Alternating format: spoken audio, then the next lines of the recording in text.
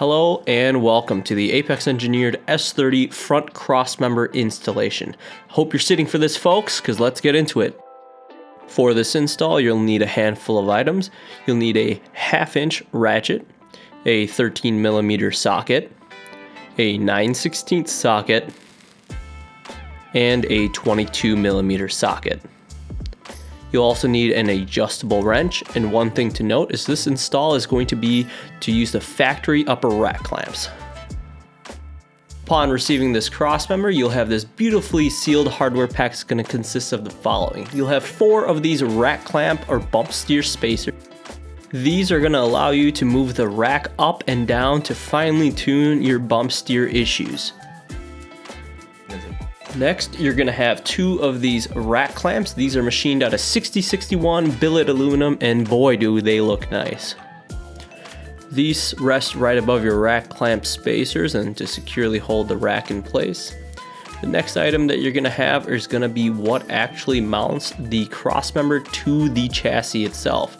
Those are going to consist of 4 3/8 bolts.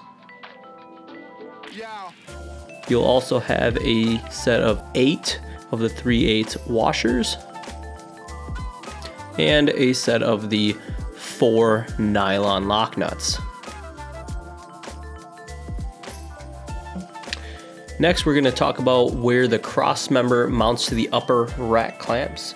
For the upper rack clamp installation, you're going to have 4 of these metric M8 bolts, and those are going to thread into the factory upper rack clamps. Now, if you buy our rack clamps, our new billet aluminum ones, you're going to need 4 of the 3/8 socket head bolts. Next, we're going to go in the hardware on mounting the front lower control arms.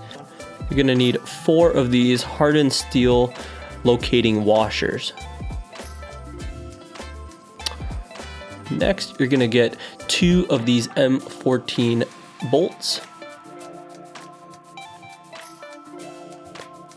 And you'll get 2 of these M14 lock nuts. And for moving the control arm forward and backwards in the crossmember for caster, you will need 6 of these 9/16 washers. First thing you're going to want to do is remove the factory crossmember. You probably have to use proper tools, but we're just using adjustable wrenches for the time being.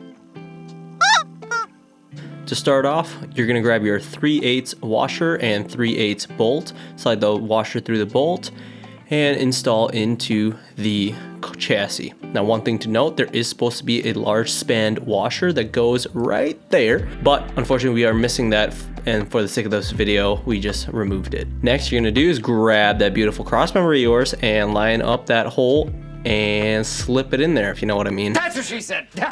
Then, using your 3/8 washer and 3/8 nylon lock nut, along with a 9/16 wrench and socket, go ahead and tighten that. Now, before we install the control arm, let's talk about what these alignment washers do. On the 4 alignment washers that you would have got with the pack, they sit inside the concentric slot on the crossmember. You'll notice there are 5 concentric slots. What this allows you to do is, as you lower your car, you'll be able to slip these inside each one of those holes. Now, as you lower your car, your geometry will get worsened. So as you lower your car, this will allow you to pitch your roll center up and improve the overall geometry. So for this customer, we're gonna go ahead and put it in the lowest slot. A general rule of thumb is for every 1.5 inch of lowering your car from factory, you'll wanna pitch it up 1 slot. Now you'll notice these 9/16 washers that go into the middle of the crossmember. What that allows you to do is pitch your caster forward and back in the crossmember. So for this customer, we're gonna go ahead and install 1 of these washers in the front and 2 in the rear. So he's gonna get slightly more positive caster on his Z. You're gonna get your M14 bolts, slip inside that alignment washer.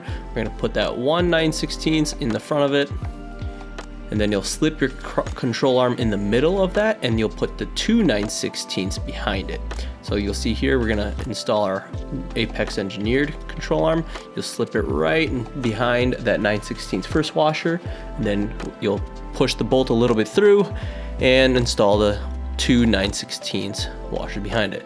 Take your little hammer, and they'll ping that like a man. Grab your 14 millimeter nylon lock nut and go ahead and hand tighten that. And next, using your 22 millimeter socket and your adjustable wrench, go ahead and tighten that. You're going to want to torque this using your torque wrench to about 50 foot-pounds. Now, one thing to note, you can purchase just the cross member itself or the cross member as well as the tension braces.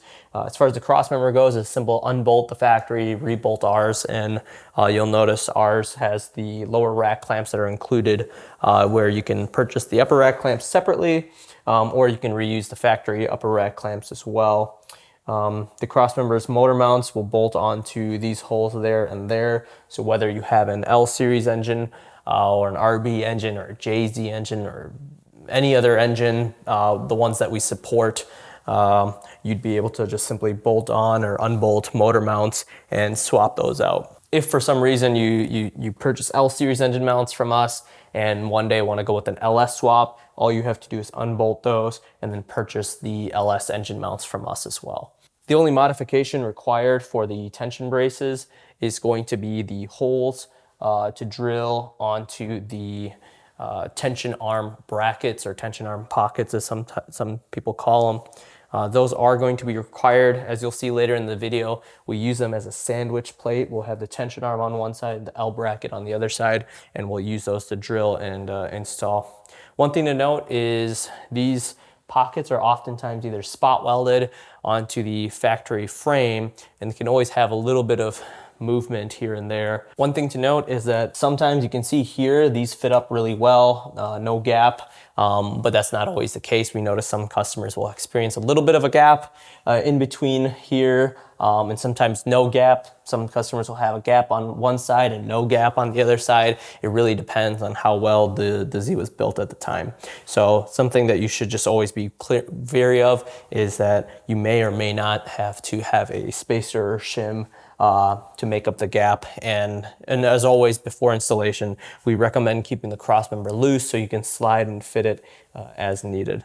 The only other thing is going to be header clearances. You'll notice that these braces, as they do offer tremendous rigidity to the crossmember and the chassis, header clearance is something that you should consider. We know for the LS engines, the CX Racing headers do clear. We're unsure if the Hawks headers clear. From our experience, at least what we've been told, is the Hawks headers clear, but they do require some modification. But it seems like CX Racing ones, as long as they didn't change or update any of their designs over the last few years, they have been clearing for the customers. MSA headers, if you're running the L series engine, we were told that they also clear.